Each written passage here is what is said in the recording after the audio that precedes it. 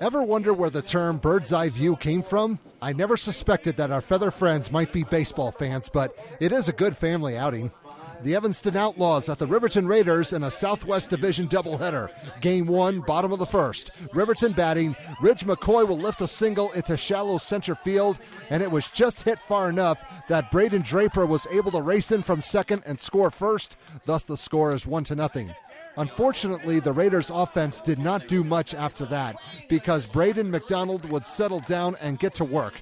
That's victim number 1, and his game was just getting started. Moving on. Runner on second, and McDonald just clips the outside corner of the plate and delivers strike 3. That's what he wanted, and he did what he set out to do. Now to get to work on some offense. Evanston would tie the score at 1 thanks to a wild pitch. Now in the bottom of the second, McDonald fans another one. He was ready. There's only 3 teams in the division, so each game is big because it affects postseason seeding. Bottom of the third, this time it was the defense doing their thing. Will Kishpaw fires over to Hunter Hicks to cut down the runner at second. So far, everything but the offense was clicking for the Outlaws, but that would soon change. Top of the fourth, McDonald is going to help his own cause. This was a fair ball, and he would get 2 bases when this play was said and done. Ian Fisher was going to hold up at third, but then the ball was misplayed in left field, and that was the miscue he needed. He would touch the plate and move the visitors ahead 2-1. Bottom of the fourth, the home team would try to answer, but we're sorry. You must first dial a 1 when making this call. Please hang up and try again. McDonald was the operator. Later, bases loaded with Raiders, and no one is coming home. That's how you get yourself out of a jam. Now to try to get some more runs on the scoreboard. Top of the fifth, 2 runners in scoring position. Fisher hits into the fielder's choice. Good knockdown by Austin Sellers at third, but Fisher would beat the throw and he is safe. Alex Richens scores on the play to put Evanston ahead by a score of 3-1. Same inning, bases juiced. McDonald will pop one up. This is one of those plays where everyone said, I got it, I got it, I got it. Don't got it. Griffin Mitchell had to head towards the plate no matter what. He will touch it and make this a 4-1 contest. The Outlaws were still threatening, though. Tucker Leland hits into the fielder's choice. The home team would get the force out at third, but it results in an RBI because it got Miles Piper in, and now we have a 5-1 game. Top of the sixth, Mitchell decides that his team needs a little more insurance. He bounces a single through the middle, and that play will bring in Kishpaw to move the advantage up to 6-1. Top of the seventh, the visitors would add on 1 more. Hicks will knock this ball all the way to the wall for a double. Fisher will turn on the jets, and he is going to race around the bags and score all the way from first. He knew what to do, and he would make it in standing. 7-1 is the score at this point.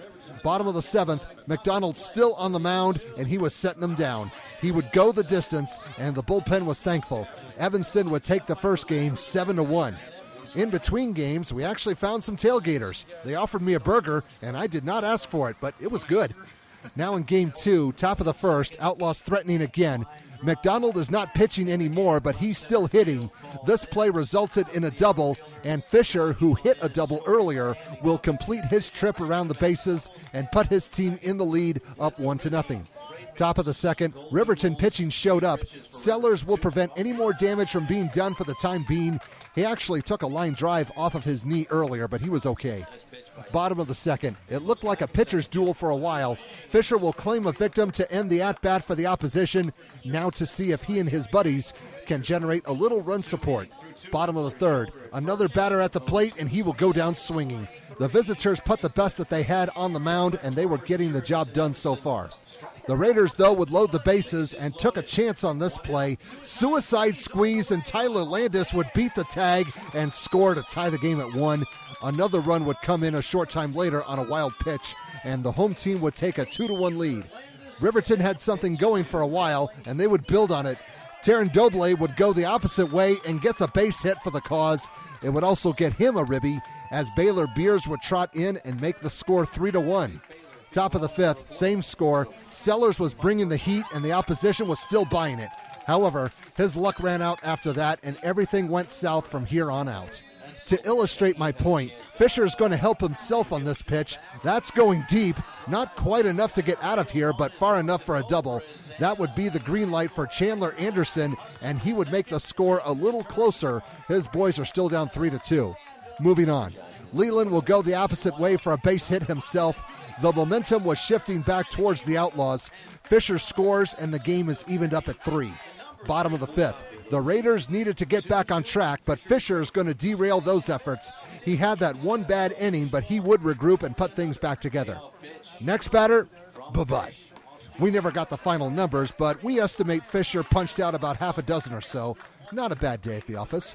Top of the 6th, the bats would show up for the visitors. Mitchell will bounce one past the diving second baseman for a base hit.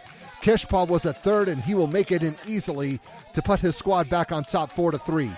Evanston did most of their damage with 2 outs in the inning. Fisher had just as good of a day at the plate as he did on the mound.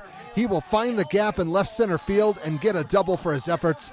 Mitchell scores from second, and Piper's going to hustle his way around from first to add on. The score is now doubled up. It's 6-3. Here comes more. Leland will send a hit just over the shortstop, and he has a base hit of his own. Fisher would go home on the play and help put the Outlaws ahead by a score of 7-3. Next batter, we have not yet seen Hicks at the plate, and this was a good time to do something.